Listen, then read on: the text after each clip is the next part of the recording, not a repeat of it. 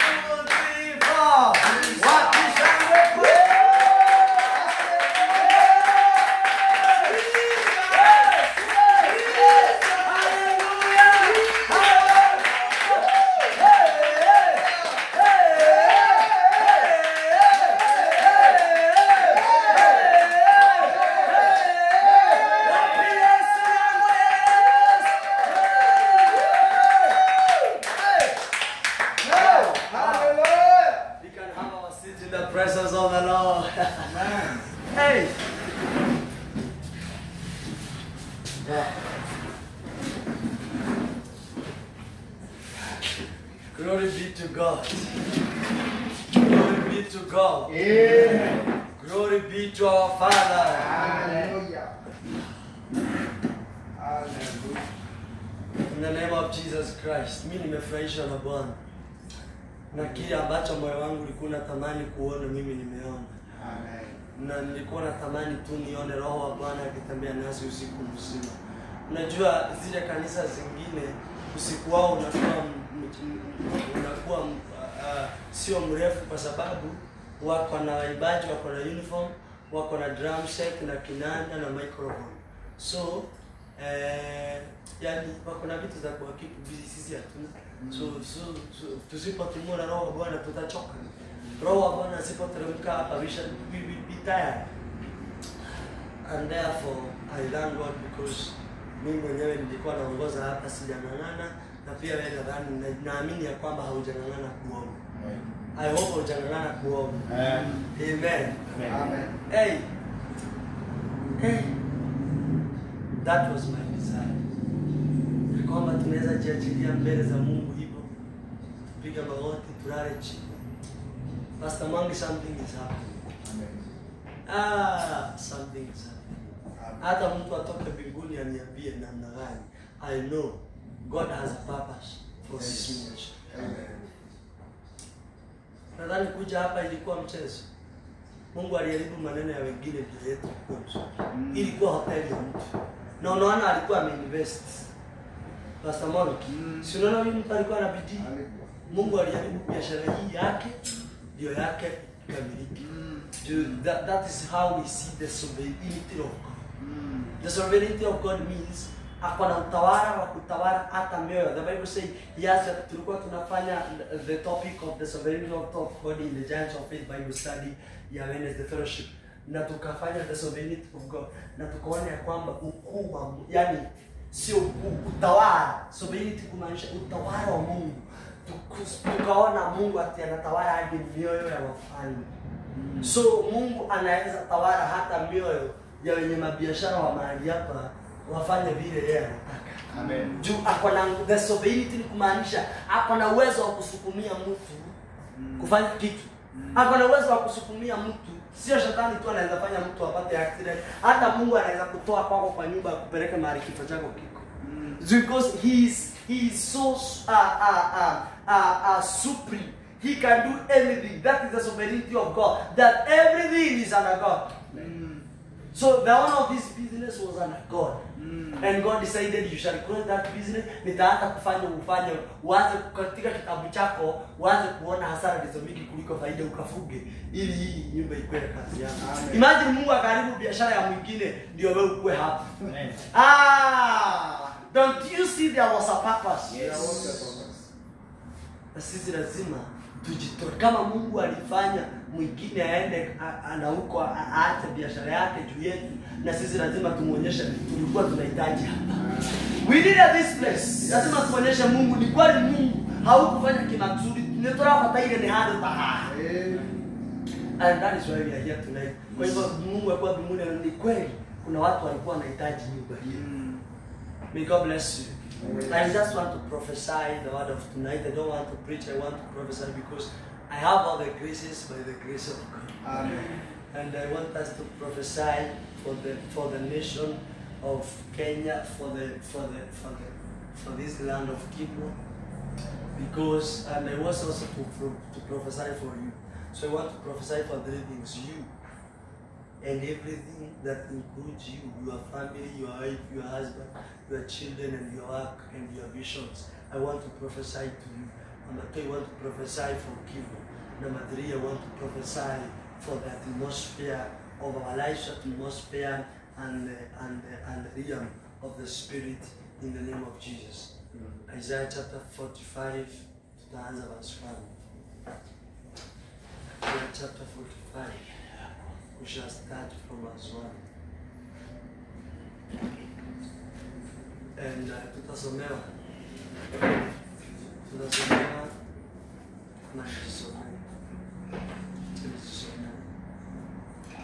Isaiah 45. Na nina promise ya kwamba sitawapo. Tunaona kuna watu wanahitaji support. Mwenye pastor awasaidia wasilale. Unajua pastor anaweza kusaidia usilale. Pastor anaweza kusaidia hapo kwa usingizi maintain. Pia mimi nitakusaidia. So I will help you. I will help you because hata ukilala sio kupenda kwako. Kuna wengine wamelala kesha za jana Friday. I know Pius is one of them. Pius jana alikuwa na kesha. Na sasa pia leo anakuja. Usidhani ati ukimwachilia hata na kulala sio shetani. Ati yako na pepo. Hapana, sio pepo. Tutaanza verse 1. Isaiah 45 verse 1. And then tutarudi Isaiah 44. So, the Bible starts by saying, this is what the Lord says to his anointed. Are you anointed? Yes. Are you anointed? Yes. Je, wewe ni mpako mafuta wa Mungu? Yes. So, this is what the Lord says to his anointed. Yani Mungu hapa na watu wake ambao ameteua. Hao ndio analelea. So mkutano wa leo sio ya watu ambao mkutano ya leo wale wako kuja wachana na wao. Unasikia ni akina nani? The anointed ones. So hii ilikuwa ya makurutu. Ilikuwa ya the people who are given assignment of God. Sio watoto tu wa Mungu. You know kuna tofauti ya watoto wa Mungu na watumishi wa Mungu. Watu ambao wameshafanyika watoto kisha wakaenda to another level wakafanyika watumishi. People with the burden and responsibility of the kingdom of God. They are the people that God is speaking to them this night in Jesus' name. To Cyrus, whose right hand I take hold to subdue nations before you, and to strike kings of the armor, to open doors before you, so that gates will not be shut. You see, God is talking about the anointed. Anasema ya kwamba atapatiana falme zingine kwake, na pia anasema hata atafungua malango ambayo haitafungika tena. So God is releasing a prophecy that he will be able to open doors to the anointed to that person who is of him, who is God's property. And the gates, and the Bible says, to open doors before him, so that gates will not be shuttered. May your doors open. May your gates not be shattered. Amen. What should come in will come in. What should go out will leave in Jesus' name. Yes. What you should receive will not be stopped in the mighty name of Jesus. Because the doors will open and the gates will open. Unajua gates zinaingia vitu kubwa kubwa. Na milango inaingia vitu dogo dogo. So vitu baraka kubwa na dogo zitakupata katika jina la Yesu Kristo. Because this is the prophecy and the word of God to his anointed. Amen. Hallelujah. We need such a word at this moment that we are preparing ourselves for the battlefield. Tunahitaji neno kama hii ya kutuandaa katika wakati huu. Tunajiandaa katika battlefield. So my preaching comes from the book of now from verse 2. The same Isaiah 45 verse 2. Inaanzia aje. We shall go word by word. You know me, my strategy of studying the Bible is not maybe to many people, but me when I take a verse of a Bible, that one verse becomes a whole Bible for me. Becomes a note, like naweza chukua tu verse moja, and by the revelation of God, I come out with 20 points from it. So I want us to draw about 10 points from this one verse. Number one, the Bible says about I was studying this verse and it was very strong for me. Verse 1 inasema aje, inaanza pale. Verse 2 inasema aje, I will go before you. I will go before you. Now God is saying that he will go before me, before you. God is preparing you for the next level. Meaning, there is somewhere to go. Leave alone God. Leave alone you. Now, let us come to where we are going. Meaning, there is a level. Number one, I will go before you. So, kuna safari. Kuna safari ama hakuna? Kuna mahali pa kwenda ama hakuna? So, one thing, when the Bible says that I will go before you, when God is saying that I will go before you, anamaanisha kuna mahali tunaenda. There is a level I want you to go, and you won't go alone. Yes. I will go with you, and in fact, I will not only go with you, I will go before you, and you will fall. Hallelujah. Amen. We do not know. Hata ukiona tukiamka mapema kama mimi naamka 5, ndio nilipata wakati wa kuomba, kufanya Bible kidogo, na kisha by 6:30 nilikuwa kazini. Na sasa kama leo nilikuwa na mkutano 2 na nimemanage moja, na sasa kuja hapa moja ilifeli kwa sababu ya kazi. Naamka hiyo mapema yote, sijui baraka yangu iko wapi. Sijui. But do you know what the Bible says? There is a level for you, Jeremy, and that level, you don't know where it is, and you don't know how to go there. But me, trust me. Now, here, there is a point of trusting God. Yes. Unaweza kubali kuongozwa na mtu ambaye haumwamini. Akiende mbele yako akuongoze. Eto omwe kwenda na kuidirima. Si unaweza hata mshuku, huyu mtu anaweza niingiza kwa mahali babaya. So lazima ili Mungu akutangulie, lazima kwanza umwamini. Oh, do you believe in God? So there is a point of trusting God. I will go before you. So Mungu anataka akutangulie kwa sababu gani? Anajua mbele sio kwepesi. Anataka kwa maana yako na nguvu na uwezo kukushinda. Aende akisafisha. Kazi yake mbele yako ni kuondoa chochote kinaweza zuilia usonge na ufike. Amen. Kwa hivyo sioni sababu yako ya kutofika kule Mungu alisema utafika, kwa sababu sijui shetani, sijui wachawi, sijui waganga, sijui laana za kwenu. Pius, I don't see a reason why we should not encounter and obtain the grace to move and to reach where God has put under our standard and our level, because we are not alone. We are not moving through our own effort or through the power of flesh and blood, but God has promised His presence, His encounter in our way. Hallelujah.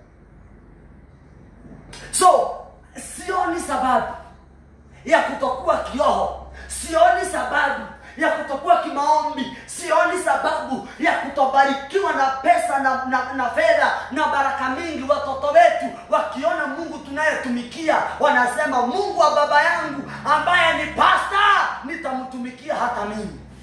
You know, sometimes we are going through problems until our children, they cannot desire our ministries. Until our family members, they cannot desire what we do. Until our friends, until the Bible says we are surrounded with by many witnesses. For what? To see what our God is doing. If they see it newly more, they leave. If they see, surely these people are walking with God, and there are signs and wonders, there is performance of God's power, they desire to come. And that is why we are praying that the 5 and the 6, God will pour His grace and the manifestation of His Holy Spirit, that whoever will see us, whoever we shall meet, shall desire this God. Amen. So I want to give a warning. This verse, hiyo neno tu ambao tumesoma, I will go before you. There is a warning there. Stop leading yourself. Wacha kujiongoza. Mungu anataka kuongoza. Makusudi ya Mungu ni ya kuongoza. Please, na kusi. Tafadhali usijiongoze. Katika jina la Yesu Kristo. Amen. Kwa sababu ukijiongoza utapoteza kile ambacho Mungu amekuwekea na hautafika. So there is a point of not leading ourselves. Please, katika kila jambo tulisoma na nyinyi katika kitabu cha Proverbs chapter 16 verse 3. What does the Bible say? Commit to the Lord all you do, and He will establish what? Your plans. Hapa sasa ndipo hiyo maandiko ina apply ya kwamba lazima tumhusisha Mungu na tusikubali kujiongoza. Allow God in your life. Amen. And you won't regret. Hata nikiweza hipa mahali kuhubiri. Hata nikiweza hipa mahali, unanijua nienda kuhubiri na neno la Mungu na watu wale naenda kuhubiria, lazima niambie Mungu na nimuombe ruhusa na nimwambie Mungu nitangulie na ruhusu nisimame mbele ya watu wako na kuhubiria. Why? I have a revelation of committing. Amen. Even hata kuombea watoto wako wakienda shule, you are committing their day to God. That is a revelation. Amen. Hata kufungua mlango wa biashara hivyo, kabla haujafungulia customer unajifungia ndani kwanza, unaomba. Na kama ni kibanda kwanza, kabla hujaekelea vitu juu, uanze kusungura kwanza, unaita Mungu. Hata si kwa sababu ya customers, kwanza upeane hiyo kazi. Yes. Kwa Mungu wako. It is a revelation. That is why God is saying, I will go before you. Allow me. You know, there is a way you can stay in your life until you are blocking God from going before you. Kuna vile unaweza ishi mpaka umzuilia Mungu kuongoza. In the book of John, tusome John 15 verse 5. Pastor, we need to tusome John 15 verse 5b. Verse 5b. Among you 15? Verse 5. Yeah. So I'm the vine, you are the branches. Yes. If you remain in me and I in you, you will bear much fruit. Amen. Apart from me, you can do nothing. Apart from me, you can do nothing. Hapo hiyo ndio B nilikuwa nataka. And apart from me, you are the vine. I am the vine, you are the branches. With me, you will bear much fruit. But apart from me, tell your neighbor, apart from God, you will do nothing. I say nothing. I say nothing. Nothing is nothing. Minus marriage, minus money, minus grace. Hata ukijipaka mafuta unaparara bado. Minus hata ukivaa nguo mzuri na wale wengine wanaambiwa kwa smart ukivaa inakaa tu hivyo. Yani mwili iko hivyo. Yani hauna neema. I say when you lack God, when you take God from your creation, you minus Him from your life. then minus everything good. I say the Bible says in the book of John chapter 15 verse 5 imesema, and apart from me, Mungu naomba ya kwamba unisaidie nisiwahi anzia mambo bila kukugusisha. Apart from, that is a warning. That is very dangerous. Hiyo scripture ni hatari. Inasema apart from me you will do nothing. Kwa hivyo Mungu ana wivu. This scripture is also it is also revealing the jealous of God. Victor. Yes. This scripture, this verse, it is also revealing the jealous of God.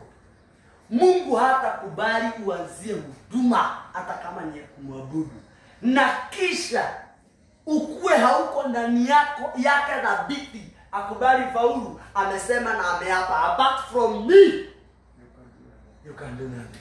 Uanzie ndoa uchiingize hapo ndani bila kumuhusisha. Maandiko yake imesema apart from me you will not. Hata kama utaingia utakaa miaka 5, lakini atahakikisha you will do nothing. Atafanya hiyo miaka yote ikuwe nothing. Apart from me you will do nothing. Tuko bado kwa ile neno ile, I will go before you. So mnaona vile ambavyo Mungu ametufunza mpaka hapo, na hiyo tu maneno, I will go before you. So up to there, if you want that, I want to say this, it is also a revelation that if you want to go far, don't go. If you want to go fast, don't go with God. If you want to go fast, go alone. If you want to go fast, do what? Go alone. But if you want to go far, go with God. Amen. Have you understood the difference? Yes. If you want to go fast, you want to be rich fast, you want to obtain grace before men fast, you want to have a big name fast, then yani kwa haraka mambo ya haraka, na situmii fast ya namba moja, natumia fast ile ya kukimbia. Kama unataka kukimbia, hamwezi kimbizana na Mungu. Wewe ndaka. Go alone. But if you want to go far, go with God. Amen. Kuna mtu anaweza kimbia lakini mbio yake ni ya kufika pale stage ya kimbo. Na kuna mwingine anaweza tembea lakini akifika pale stage ya kimbo akufia hapo. Na mwingine atembee atoke hapa mpaka Nairobi town. So unaweza kimbia lakini mbio yako ikutoe hapa, itakutoa. Aidha itakusaidia kwa sababu utatoka hapa mpaka pale. Na pale ndio mwisho yako. Mbio sana. Na watu watafiki, huyu alidugua kani. Unakimbia umeelekea, umechukua njia yako. What the Bible says in the book of Proverbs, that there is a way seems to be good to men, but at the end it is what? Good. Not in the beginning, not at the middle, at the end. So ukichukua hii njia ambayo inaonekana ikuwa sawa kwa mwanadamu lakini mwisho wake ni mauti, hii njia unaweza faulu. Mwanzo unaweza faulu. Hakuna mahali Mungu amelaani mwanzo wa hiyo njia. Hata katikati hiyo njia iko sawa, na inaweza kuwa mwanzo wake na katikati ni that years you can enjoy riches of harmfulness and illegal for that years, kwa maana ni mwanzo na katikati. Mwanzo haina shida, katikati haina shida, lakini Mungu amesema pale mwisho there is shida. So kuna njia inayoonekana ikiwa sawa, hii ya kujiongoza. Unaweza jiongoza na ufaulu. Si usidanganye na mtu atusayu kiweza kwenda kwa wachawi utaanza kugonjeka. No, Mungu atakuruhusu kwanza uende na utajiriki. Na hicho kenye unatafuta utakipata. Mungu ataruhusu ukipate. Na hiyo njia itakupeleka, lakini haitakufikisha. In fact, now you will meet this class that at the end it is there. Sasa mpaka mahali tumefika, are you convinced that you need God to lead you? Je, umehimizika ya kwamba lazima Mungu akuongoze? May God go before you. Amen. I say may God go before you. Amen. Hata kwenye mission ambayo iko mbele yetu, may God go before us. Amen. Hata katika kanisa hii ya Gospel Times, may God go before us. Amen. Hata katika ministry ya Giants of Faith, may God go before us. Amen. In the mighty name of Jesus. Hata katika ministry ya Active Missioners, may God go before us. Amen. May God go before you, yes. Mr. Ken. In Jesus' mighty name. Amen. B inasema aje? Tuendelee na B, tuko verse 2. B inasema, and I will level the mountains. I will level what? The mountains. What the Different versions. Hii inasema, and I'll make the crooked places straight. Good. This, bring that one again. And I'll make the crooked places straight. I like it.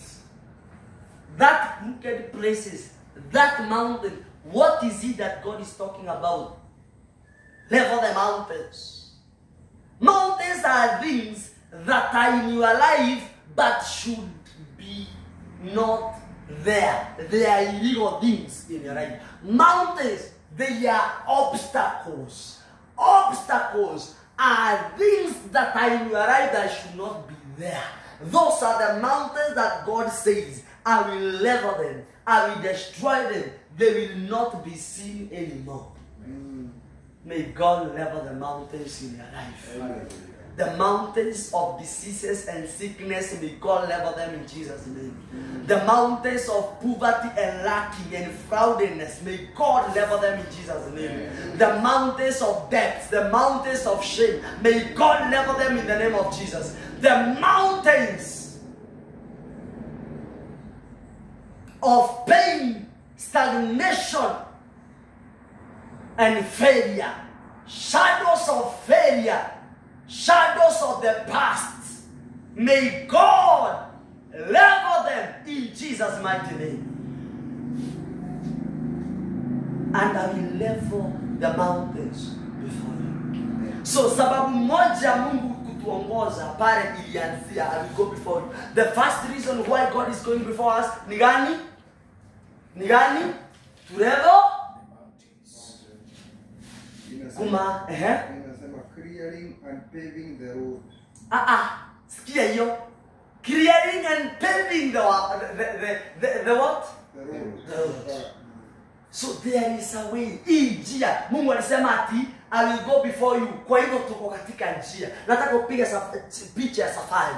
So hii njia iko na mabonde, iko na milima, iko na maovu. Hata kama wewe ni pastor, hata kama wewe ni nabii, hata kama wewe ni apostle, hata kama wewe ni mama kanisa, hata kama wewe ni mwombaji kiasi gani, njia hii yako unahitaji uongozwe na Mungu. Kwa maana ukijiongoza na hiyo maombi yako mingi na kufunga, hata kusoma hii kitabu inaitwa Biblia. Unajua the Bible is not the word of God. The Bible is not the word of God. We say in English, the Bible contains the word of kusema, it does not carry the word of God because the Bible is not the word of God itself. Because katika Biblia si wachawi wameongea. Si wachawi wameongea katika Biblia. Si hata shetani ameongea. Tunaona shetani akiongelesha Yesu katika Biblia. So tukisema Bible ni neno la Mungu, sasa tutakuwa tukisema hata ile maneno shetani alikuwa anaongea ni Mungu alikuwa anaongea. So Bible is not the word of God. Tumeona akina Firauni wakiongea katika Biblia. So but the Bible it contains, ni kubeba imebeba neno la Mungu. So unaweza soma hata hiyo kitabu sana, lakini usipomweka Mungu nafasi ya kwanza ni kusema unamwamini. You can be praying but your heart is after other things. Unaweza kama wale watu wanaenda katika kanisa za miujiza. They are going to pray but their hearts are very far from this word. I will go before you. They have not surrendered themselves to be led by God. Yani wanaomba, yani unapata mtu kanisani analia lakini yeye ako after muujiza. Hiyo machozi yote yanaishwa na muujiza. So Mungu anataka kutufungulia. So inasemaje? So hiyo tumemaliza about the leveling the mountain. There are obstacles. Ni vitu vigumu, ni mambo magumu ambayo yamekukalia katika maisha yako. Natangaza kila kitu ambacho kimekukalia, kila kitu ambacho kimekushinda, may God do it for you. May God perform it for you in the mighty name of Jesus. Kile ambacho wewe umeshindwa kujifanyia, ndio hii milima tunaambiwa, naomba Bwana akufanyie. Na hiyo ambayo watu wanaona ya kwamba hawezi, na hiyo ambayo hata wewe mwenyewe unashuku kama unaweza ama huwezi, may God do it for you for the glory of his name. Amen. Point C. tuendelee na verse 2 inasemaje? I will break down gates of bronze. Hapo kuna maneno mawili. I will break gates. Gates are hindrances to access somewhere or something. Malango ni vizuizi vya kufika mahali ama kupata kufika mahali ama kupata kitu ama kufika mahali fulani. So malango huwa inawekwa kuzuilia mtu asifike mahali fulani ama asiingie mahali fulani. So Mungu anasema ya kwamba katika safari hii ya kutupeleka katika makusudi yake, kuna malango ya chuma, kuna malango bronze, kuna malango yapo. Sababu malango inaoneshana vizuizi. Ambia mwenzako kuna vizuizi.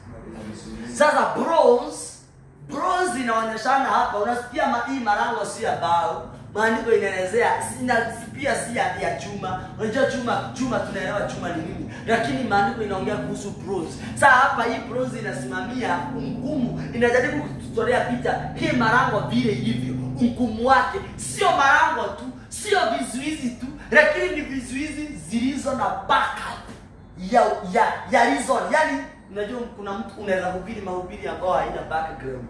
Yani unaweza hata jenga nyumba ambayo haina msingi mzuri.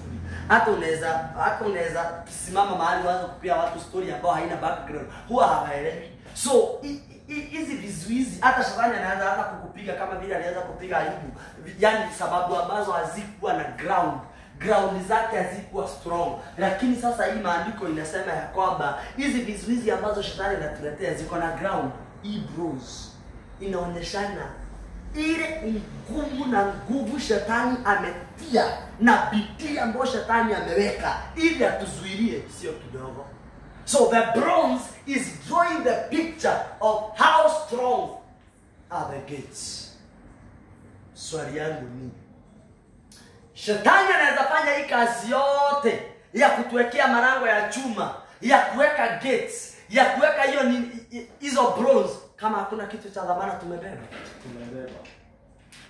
Shetani anaweza fanya hii kazi yote ya kuweka malango ya chuma kama mahali tunaenda sio pa dhamana? Ni pa dhamana. Kile ambacho Mungu ametuahidia ni cha dhamana. Ndipo shetani anaekea Musa hasira. Shetani alikuwa anaongoza Musa katika hasira. Kwa maana shetani alijua mahali ambapo Musa anaenda ni mahali pa dhamana. Kwa hivyo ukuta wa kwanza na malango ya kwanza, hii gates ya kwanza ambao Musa aliyekewa na shetani ni ya hasira. And by the way, if you read the story of Moses, you will see that the anger of Moses was a curse. If you read the story of Levi and Simon, they were cursed by Jacob because of killing innocent people. Unakumbuka wakati ambapo msichana wao alichokozwa, wakasema ili muwe msichana wetu lazima mtahirishwe kijiji mzima. Wakatawatahirisha kisha wakawaua wote, wakasirota them all. Simon and Levi wakalaaniwa, wakaambiwa kwa sababu ya hasira zenyu zitazaa kifo. And we see Levi alilaaniwa. Kisha Musa akakuja akazaliwa katika hiyo nyumba ya Levi. Na sasa ile hasira na Musa alizaliwa, the Bible explains very well. Musa alizaliwa after 400 years, Levi akiwa amekufa. Lakini hiyo laana hata baada ya miaka 400 ilishika Musa, na Musa akaingiwa na hasira. Tunaona aliyemwanzia akiwa mtoto, anashika mtu anaua, anamzika kwa mchanga. Hiyo jamaa ilikuwa na nguvu, ilikuwa na hasira mbaya. Imagine unapata tu watu wakisozana baadaye watanganisha unaua.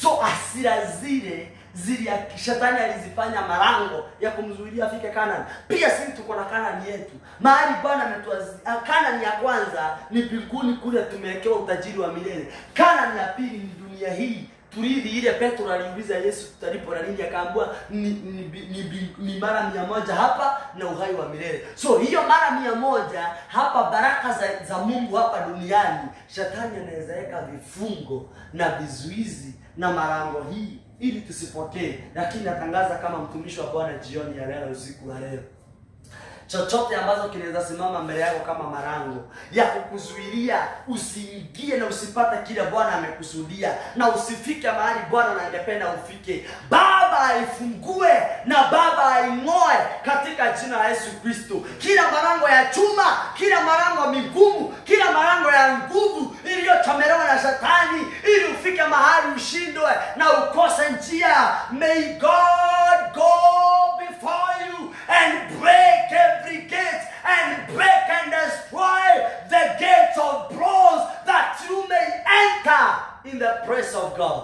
in the level and the standard of God. Amen. In the mighty name of Jesus. Hatutazuiliwa kufika mahali ambapo Mungu angependa tufike kiroho. Hatutazuiliwa kufika katika level ya Mungu katika maombi. Hatutazuiliwa kufika katika level ya Mungu katika huduma. We shall preach according to the will of God. Na hatutazuiliwa hata kuhubiri katika mji wa Kimbo. Hatutazuiliwa.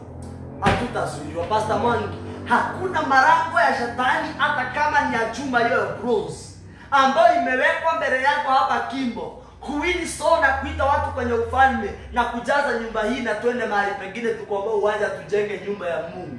Hakuna marango itaweza kusimama na ikuzuilie. For the Bible says, I will go before you. Pastor Mwangi, you are not alone. Victor, you are not alone. Pius, you are not alone. You are not alone. Ken, hata katika active mission, usidhani ati maono ni wewe uliamuka asubuhi moja ukasema hiyo maono ilikuwa katika akili za Mungu before ikuje kwa akili zako. Mungu alikukuuzia, alikuuzia. Umbebe. Ya active mission hasi ilikuwa kabla hujazaliwa. Na sasa Mungu akatazama dunia mzima, nani anaweza pea, angeipeana Sudan, ibebe na Sudan. Ama ipeane Kenya huko Turkana. Lakini akatafuta mtu dunia hii. Akaona anapatia Kenya. Nataka uende katika maombi na umwambie Bwana ni asante. Nisaidie kutumikia hii makusudi. Kila marango ambayo inaweza kuwa imewekwa mbele yangu, Mungu haitafaulu. I'm about to finish. Jina la Bwana lipewe sifa. Amen. Praise the name of the living God. Amen. Aha. Then tumalizie hiyo verse.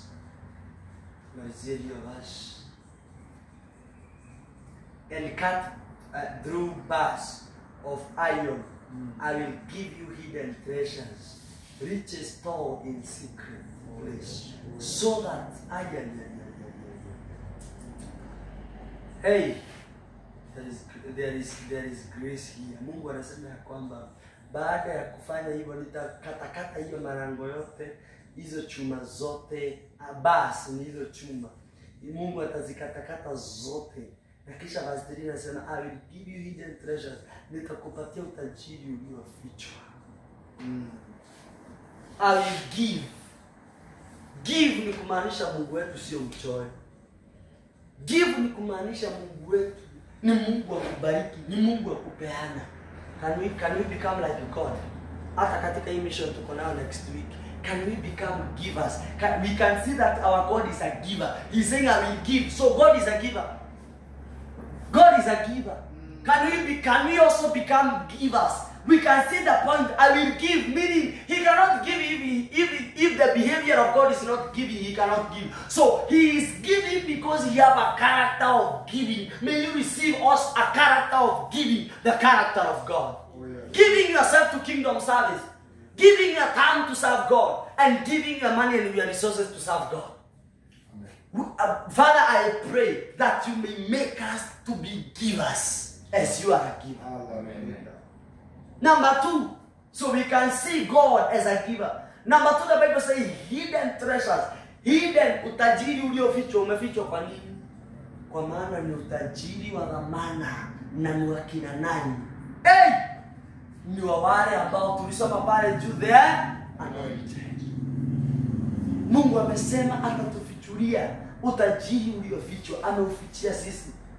Tulikuwa tunaona tuko wadogo, watoto wale wadogo kutuliko last book. Sisi tukikula chakula zikiisha, yeye alikuwa anachotoa twake, anaekewa mahali na tunafichwa hadi kwa sanduku la mifuko na kufuli na maziwa. Ya in case aliye si atiasikia njaa alia ama asukue kidogo tu apewe. Si nyinyi mkingojea sapa yeye amewekewa sasa. Mmekula lunch na yeye saa 7 lakini amechotoa saa 10. Ni saa 10 hata akwa mshughulikiwi lakini yeye amechotoa sasa. Yaani amewekewa zake mahali zimefichwa. Hidden treasures atachomolewa tu pale apewe. Mtoto kuangaliwa vizuri. Jaribu kuchora picha ya hidden treasures. Yaani Mungu amechagua utajiri wake kwa watu wake. Kwa hivyo, Pastor Mwangi, hii ndio shida yetu kama Wakristo. wakati tumefuata Mungu sana, tukiangalia nyuma tuone vile watu wamebarikiwa, tunafikiria ama hii kutafuta Mungu sana ndio imefanya nisibarikiwe, ama hii kuomba sana, ama hii kwenda kanisa sana, ama hii kuwa katika kanisa sana ndio imefanya nikuwe maskini ama nikose pesa na wengine wako nazo. Maybe nikitoka nitaenda nitajirike. Umesahau, wewe kuna kitu umesahau. Mungu anasema yako ashakuchotea, amekuwekea mahali. Ebu endelea kumtumikia Mungu. Ebu endelea kumfuata Mungu. Kwa maana utajiri wako hauko kwenye dunia hii. Ushachukuliwa na umefichwa na umewekwa mahali. Wakati wa Mungu akuachilia ndio haujafika. Continue pressing in faith. Hallelujah. Na usijisumbue, nitafanya biashara hii ama niende niajiriwe ama nifanye hii ndio nipate kile nahitaji. Oh my God, your blessing, your favor, your treasures are hidden. Utajiri wako umefichwa. Hauko mikononi mwa shetani, hauko mikononi mwa adui. Umeshaekewa tu chakula twako mahali. Saa 10 ndizo zinagojewa upewe. The anointed. I hope somebody is learning. Up to there. Namalizia. Siwezi pita verse 3. Namalizia hapa verse 3. Riches stored in secret grace. Stored. There is a store that God has kept to hide the blessing of the anointed. In the secret ni kumaanisha, unajua secret ni nini? Secret ni ile kitu sahihi. Nyinyi wenyewe hamwezi jua kile kiko ndani yangu na kile nimeweka kama siri. Labda hata nimepanga after hii maombi nitaenda nifanye kitu mahali. Hiyo hata mfanye nini hamwezi jua. Secret ni kumaanisha kitu ambacho hakiwezi kuona na shetani ama adui. Secret. I pray the healing that God has hidden for you in the secret place of Him will not be destroyed by the enemy. May God put your family in the secret of Him, that the enemy will not destroy your family, your house, your star, your destiny. For God will hide you in His secret, in the treasure of the Most High. Your life is safe. I declare, I prophesy that every enmity, destruction that may come on your way, it will not be able to access you in Jesus' name. Amen. For there is a promise of being hidden in the secret of the Most High. Naomba Bwana akufiche katika jina la Yesu Kristo. Amen. Why?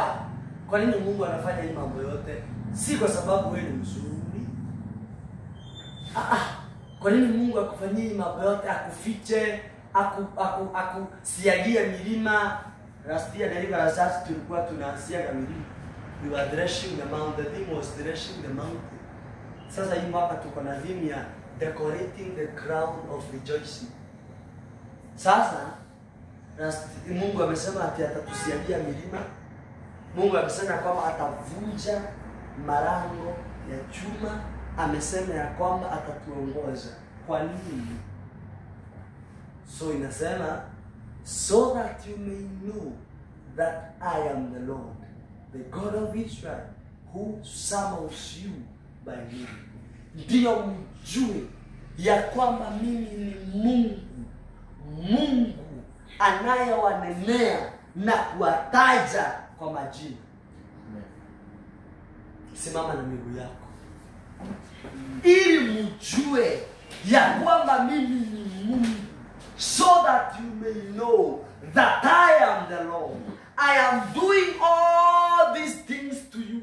Ninakufanyia hii favor yote, ninakufanyia haya mazuri yote, nakufanyia na kukomboa. Nitakubariki, nitakuinua, nitakuficha, nitakukomboa, nitavunja kila milima, nitaabisha maadui wako. Kwa sababu gani? Ili nihakikishe umenijua. Nataka umwambie Mungu siku ya leo, Baba nisaidie kukujua katikati ya miujiza. Katikati kuna watu ambao Mungu anafanyia mambo haya yote na bado hawamjui Mungu.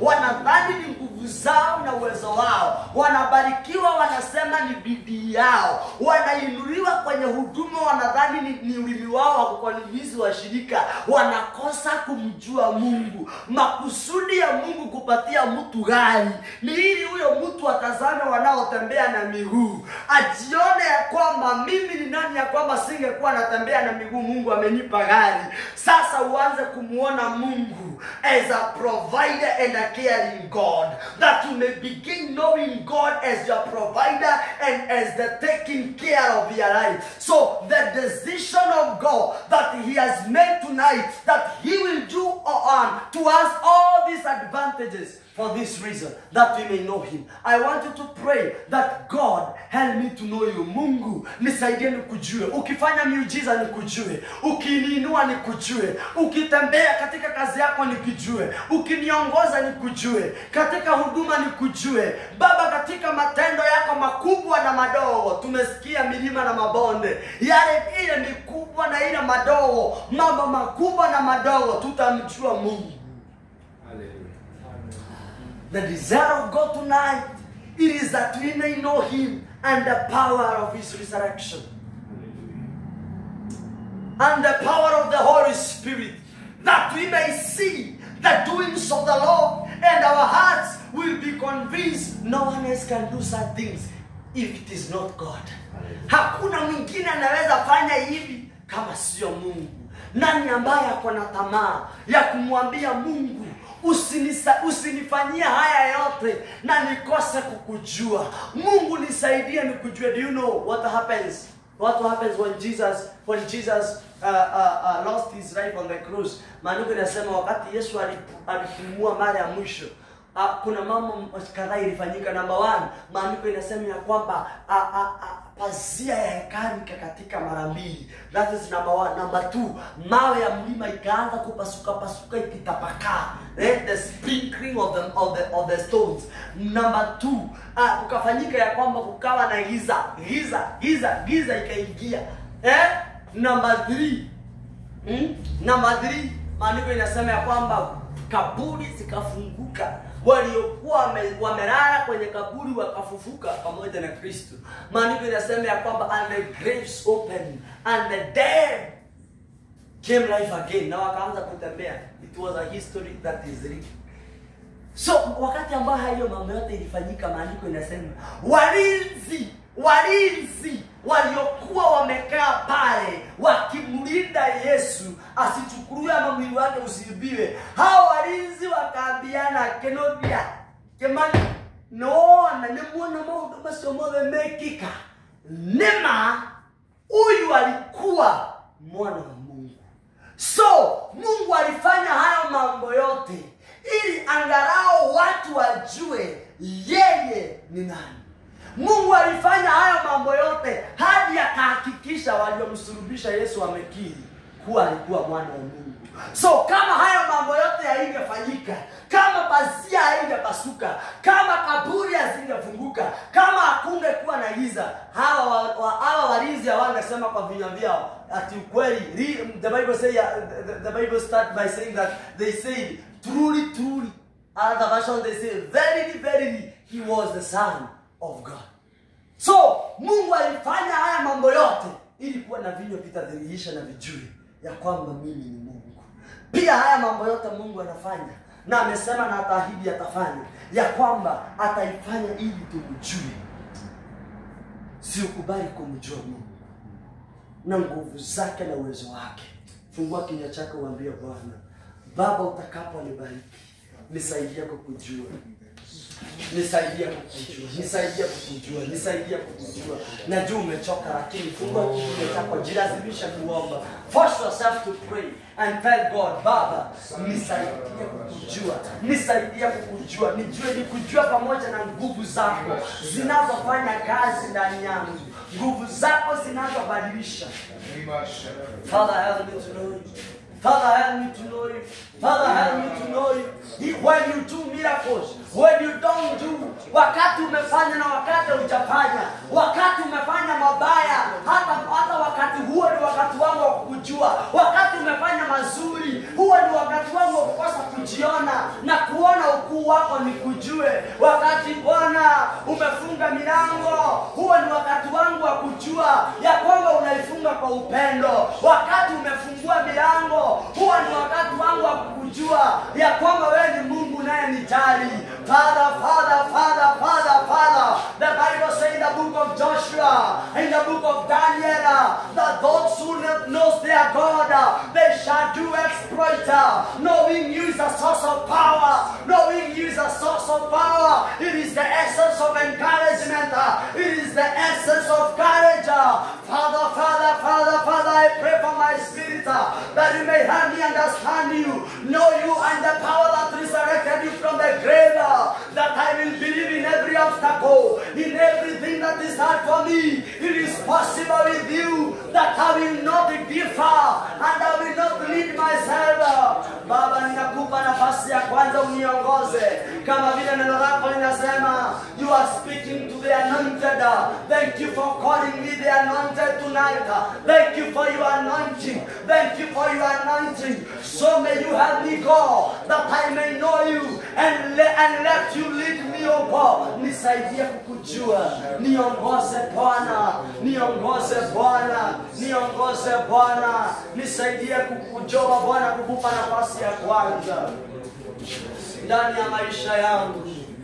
Oh, Ramakose Terebashanda, Rika Magando Robosaya, Rabashekatariba, Rika Sadabahando Roboshanda. Thank you, Holy Spirit of God. You are worthy, our Father and our God. Asante kwa rehema zako. Bwana, tunakushukuru. Baba, tunakushukuru. Baba, tunakushukuru. Baba, tunakushukuru. Baba, tunakushukuru. Rima yando robozaya. Rabaganda rima kosha taya. Rekabaganda rima zaya. Oh my God. Oh my Father, thank you for your mercy. Thank you for your grace. In the mighty name of Jesus. Katika jina Yesu Kristo. Tunaomba na kuamini. In the name of Jesus Christ we pray and believe. Amen. The Bible says, as we finish up, the Bible says in the book of Leviticus chapter 6 verse 12. Leviticus chapter 6 verse 12 and verse 13. Nasema ya kwamba the fire, this is God giving instruction to the host. The fire on the altar must be kept burning. It must not go out. Every morning the priest is to add firewood and arrange the burnt offering on the fire and burn the fat of the fellowship offering on it. Verse 13, the fire must, the fire must be kept burning on the altar continuously. It must not go out. The fire of prayer, the fire of gospel, the fire of the Holy Ghost, the fire of the grace of God, the fire of the anointing of God, it must be kept burning. It must burn in me. Let the fire of God burn in you. Let the fire of God burn in you continuously, forever, every morning, every noontime, every evening, even at night. The fire of prayer, intercession, the word of God, the grace to pray, the grace to consist in the presence of God. It will not go down. The fire of the altar of your heart. Your heart is an altar. Pray unto God that He will help you to keep your fire burning from tonight. Hautaomba tena Saturday, hautaomba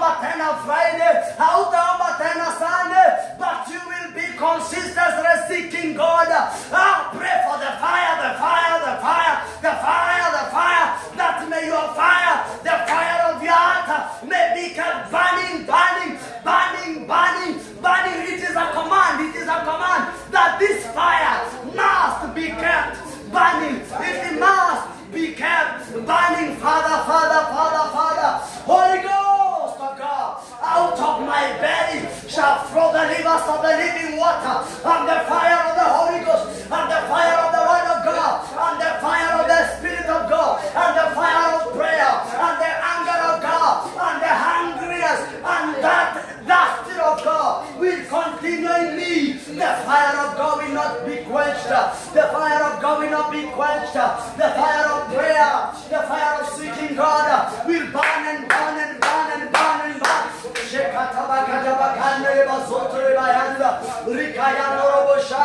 I pray tonight, allow your fire in me to keep burning, to keep burning.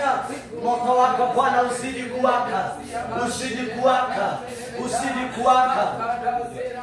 Arama kashegede belegetia satabahande, rimashanda baganda ramasaya, reka baganda shandere bosaya. Wacha moto wa Bwana usidi kuwaka ndani yako, moto wake. Shakatabakaya, utaanza kuamka usiku kuomba, utajiachilia katika nafasi ya Bwana, utampa Mungu nafasi ya kuongoze, hautajiongoza tena. The fire, the fire, the fire. Shatatatata tekepelekasa, retaya libelegetia zikapa, resha tekata, ripanose kepea, ragadia zatokepe, shatatate likata, repanosa, reketa pariasha. The fire of the Holy Ghost, the fire of prayer, the fire of intercession will keep burning, burning, burning. Haitazima, moto wa Bwana hautazima ndani yako. Katika madhabahu ya moyo wangu, moto wa Bwana utawaka. Katika madhabahu ya moyo wangu, moto wa Bwana hautazima.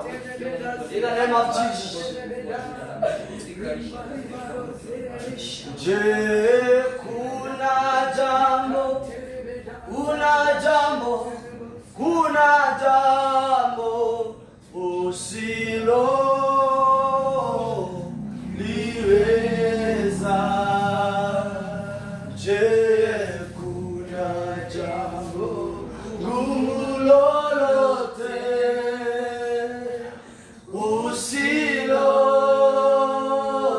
liwe. Je, kuna jambo, je, kuna jambo, kuna jambo, kuna jambo usilo liweza. Kuna jambo, je, kuna jambo gumu lolote usilo liweza. Tumshangilia Bwana kwa makofi yetu.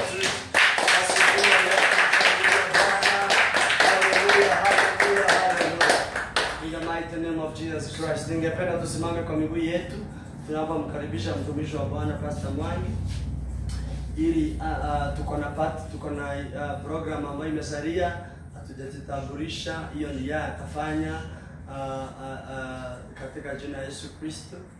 Pia sijatambulisha, hiyo ilikuwa program ya maombi. Hata sijatambulisha Giants of Faith, sijapeana statement yote ya Giants of Faith. So ikifika introduction na hiyo mambo yote atanipea nafasi nyingine. Pia atapea wale ambao wamesimamia groups hapa, na pia yeye mwenyewe alikuwa amesimamia hapa. Pia tutajitambulisha na kisha pia tutaendelea na prayer point. We have still like 2 prayer points to go, and therefore Bwana tusaidia. Pastor Mwangi, karibu sana. Ni God bless you. Bwana asifiwe. We have 1.5 hours. Bwana asifiwe. So this is what I want to do. Kwa mchoka kidogo, nataka kuketi. Yes.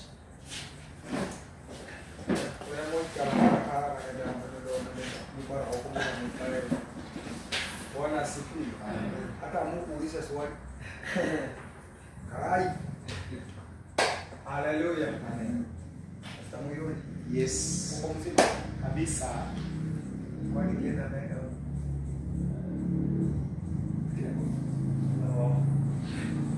Hallelujah. Ndio ni vizuri tuwe tunatembea pamoja. Nataka kukuja kahawa. Let's do the introduction. Ili kutoka hapo tutaenda sasa ile inaitwa marathon. Bwana asifiwe. Kwa hivyo nimeonelea vizuri. Sasa dakika ziko hapo, tukunywe kahawa, tuwe na introduction. Hivi kama ni 1 hour, itakuwa ni 1 hour ya